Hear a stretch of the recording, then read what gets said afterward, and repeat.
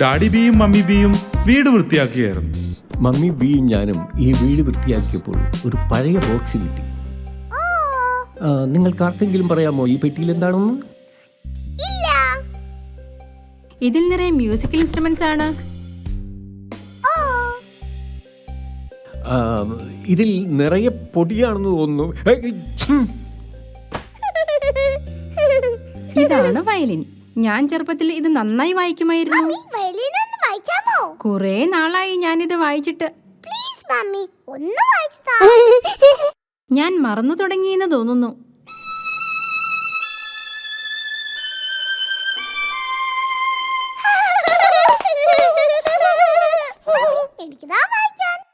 മീനു, ഇത് ഇങ്ങനെ പിടിക്കണം.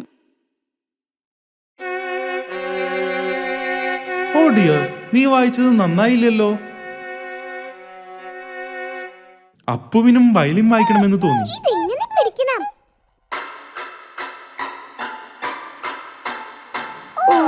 അയ്യോ, ഇത് ശരിയായില്ലല്ലോ.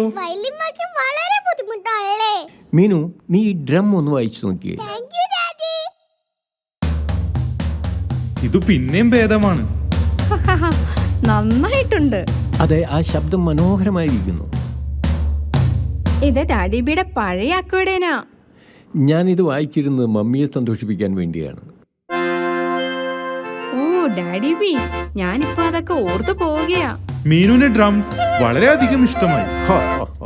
അപ്പുവിനും അക്കോർഡിയം വായിക്കാൻ തോന്നി. നിനക്കിത് വായിക്കാൻ കഴിയില്ല അപ്പു, കാരണം ഇത് വായിക്കാൻ വളരെ ബുദ്ധിമുട്ടാണ്.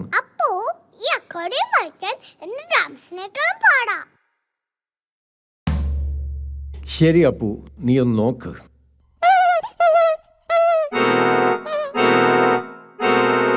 അക്കോർഡിയം വായിക്കാൻ മാത്രം അപ്പു അത്ര വലുതല്ല. ഇനി ഈ ഹോൺ മാത്രമേ ഉള്ളൂ. ഇത് വായിക്കാൻ വളരെ ബുദ്ധിമുട്ടാണ്. അത് വായിച്ചത് ശരിയായില്ല. ഇത് കണ്ടിട്ട് എനിക്ക് വായിക്കാൻ കഴിയുമെന്ന് തോന്നുന്നു. അത് ഒട്ടും ശരിയായില്ലല്ലോ. ഇത് എനിക്ക് മാത്രമേ വായിക്കാൻ പറ്റൂ.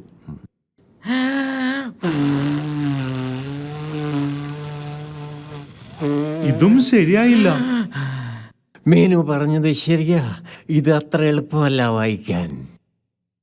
വിഷമിക്കേണ്ട ഡാഡി ബി, നിങ്ങൾ അതിമനോഹരമായി അക്കോർഡിയൻ വായിക്കുമല്ലോ. ഓക്കെ, ഞാൻ നല്ലതുപോലെ അക്കോർഡിയൻ വായിക്കാം. ഞാൻ എന്റെ വയലിൻ വായിക്കാം.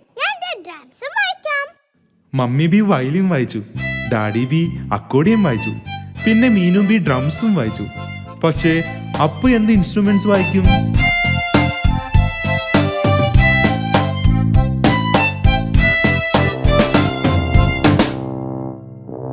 അപ്പു പോയി ഹോൺ വായിച്ചു.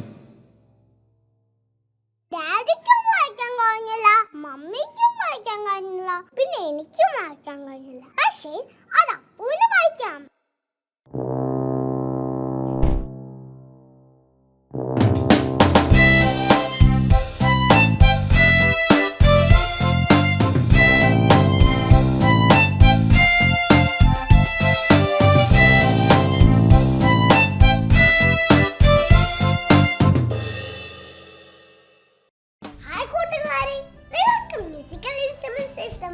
അയ്യോ കൂട്ടുകാരെ, അപ്പുന്റെ ഡൈനോസറിനെ കാണാനില്ല. മീനു അത് കണ്ടുപിടിക്കാൻ പോയിരിക്കാം. നമുക്കൊന്ന് അവിടെ സഹായിച്ചാലോ?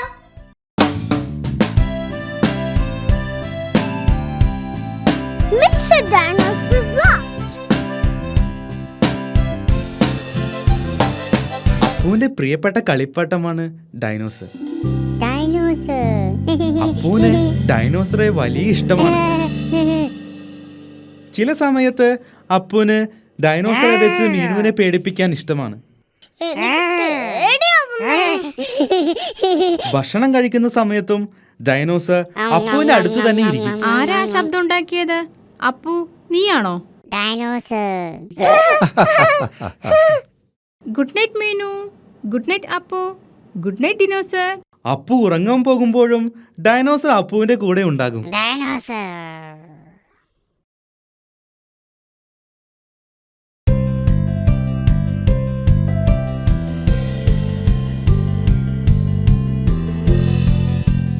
അപ്പുവിന് ഏറ്റവും ഇഷ്ടപ്പെട്ട കളി ഡൈനോസറെ മുകളിലേക്ക് എറിഞ്ഞ് താഴേക്ക് വരുമ്പോൾ പിടിക്കുന്നതാണ്.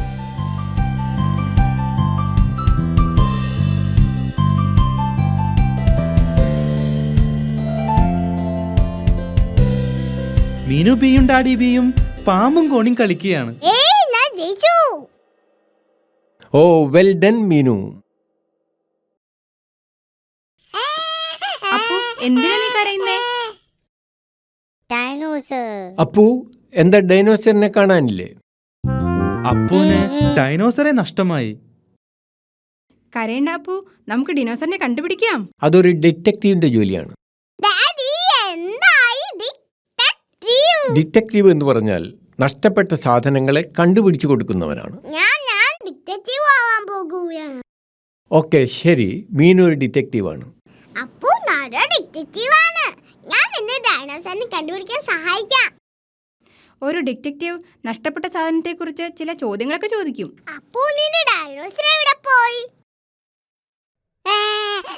അപ്പുവിന് അറിയില്ല ഡൈനോസർ എവിടെയാണെന്ന്. ഒരു ഡിറ്റക്റ്റീവ് സാധനങ്ങൾ കണ്ടുപിടിക്കാൻ നന്നായി പരിശ്രമിക്കണം. എനിക്കറിയാം അതെവിടെയാണ്. അപ്പോഴും ഡൈനോസറിന്റെ ഒപ്പമാണ് ഇന്ന് ഭക്ഷണം കഴിക്കുന്നത്. അതുകൊണ്ട് ഡൈനോസർ എവിടെ ഉണ്ടാകും? ഡൈനോസർ കിച്ചണിലില്ല. അപ്പോഴും ഡൈനോസറിന് കൊടുക്കാനാണ് ഒരുങ്ങുന്നത്. ഡൈനോസർ അപ്പുവിന്റെ ബെഡിലുമില്ല. ചിലപ്പോൾ പൂന്തോട്ടത്തിലുണ്ടാകും. അതേ പൂന്തോട്ടത്തിലുണ്ടാകും.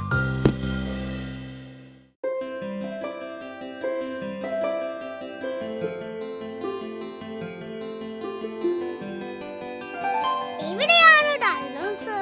ഡൈനോസറെ കണ്ടുപിടിക്കാൻ വളരെ ബുദ്ധിമുട്ടാണ്. ഡൈനോസറെ കണ്ടുപിടിക്കാൻ വളരെ ബുദ്ധിമുട്ടാണ്. അപ്പു നിനക്ക് ഡൈനോസറിനെ മുകളിലേക്ക് എറിഞ്ഞു കളിക്കുന്ന ഇഷ്ടമാണോ? എനിക്ക് തോന്നുന്നു അപ്പു ഡൈനോസറിനെ വളരെ മുകളിലേക്ക് എറിഞ്ഞിട്ടുണ്ടാകുമെന്നാണ്. ഞാനത് കണ്ടേ. വെൽ ഡൺ മീനു, നീ ഒരു യഥാർത്ഥ ഡിറ്റക്റ്റീവാണ്. ഡൈനോസറെ തിരിച്ചു കിട്ടിയപ്പോൾ അപ്പുവിന് വളരെയധികം സന്തോഷമായി.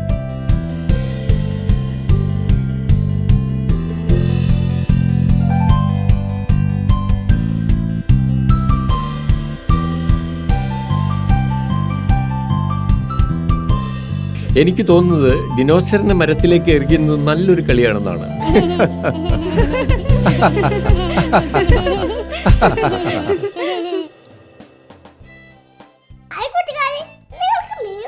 ഡൈനോസറിനെ കണ്ടുപിടിച്ചത് ഇഷ്ടമായോ?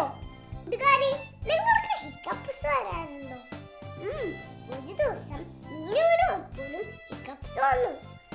നല്ല രസമായിരുന്നു. നമുക്കതൊന്ന് കണ്ടാലോ?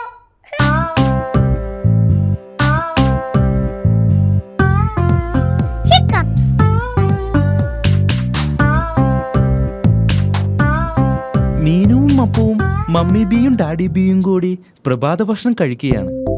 മീനുവും അപ്പുവും പൂന്തോട്ടത്തിൽ കളിക്കാൻ പോകാൻ കാത്തു നിൽക്കുകയാ.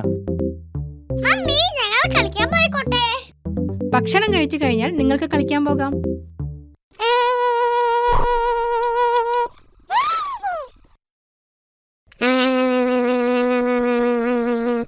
അപ്പു ഇത്ര വേഗത്തിൽ ജ്യൂസ് കുടിക്കല്ലേ? അപ്പു ജ്യൂസ് വേഗത്തിൽ കുടിച്ചതുകൊണ്ട് അപ്പുവിന് ഹിക്കപ്സ് ഉണ്ടായി.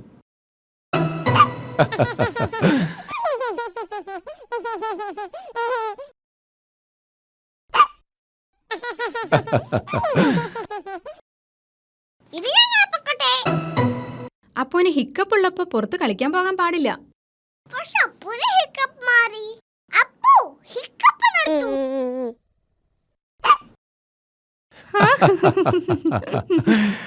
ശരി, നിങ്ങൾ കളിക്കാൻ പൊക്കോളൂ. പക്ഷെ അപ്പുവിനെ നോക്കിക്കൊള്ളാം കേട്ടോ.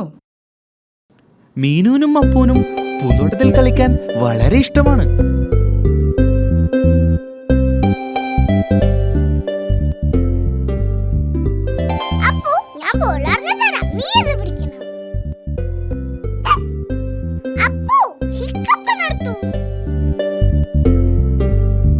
അപ്പുവിന്റെ ഹിക്കപ്സ് കാരണം മീനുവിന് കളിക്കാൻ പറ്റുന്നില്ല. എനിക്കറിയാതാ.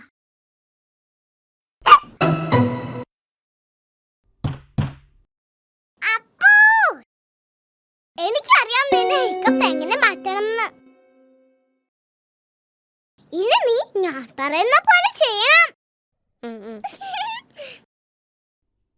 നീ നിന്റെ തലയും വയറും തിരുമണം.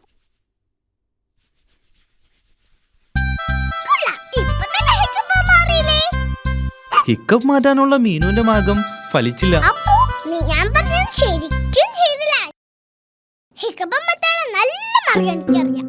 ആദ്യം മുകളിലേക്കും താഴേക്കും 3 പ്രാവശ്യം ഒറ്റ കാലിൽ ചാടണം. ഇനി നിന്റെ കൈകൾ മുകളിലേക്കും താഴേക്കും വീശണം. എന്നിട്ട് തലയും കുളിക്കണം. അങ്ങനെ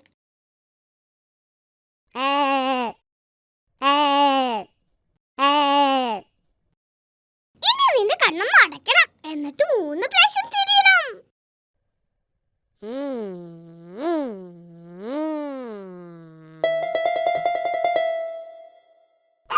അപ്പുവിന്റെ ഹിക്കപ്പ് മാറ്റാനുള്ള മീനുവിന്റെ പുതിയ മാർഗവും ഫലിച്ചില്ല. എനിക്കറിയാം ഹിക്കപ്പ് മാറ്റാൻ. അപ്പുവിന് ഇപ്പോഴും ഹിക്കപ്സ് ഉണ്ട്. എനിക്കറിയാം ഹിക്കപ്പ് മാറ്റാൻ. അപ്പോ നിന്നെ പേടിപ്പിക്കാൻ പോവാണ്. ഇനി ഓർക്കുക, ഇതൊരു കളി മാത്രമാണ്.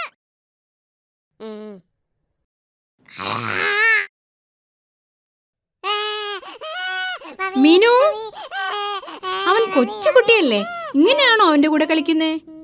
ക്ഷമിക്കണം അമ്മേ, ഞാൻ അവന്റെ ഹിക്കപ്പ് മാറ്റാൻ നോക്കിയതാ. അപ്പുവിന്റെ ഹിക്കപ്പ് മാറി.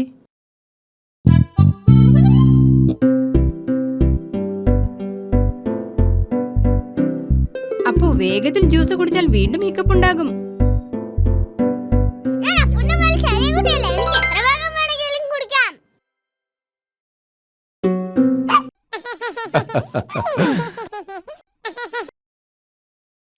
Ha ha ha ha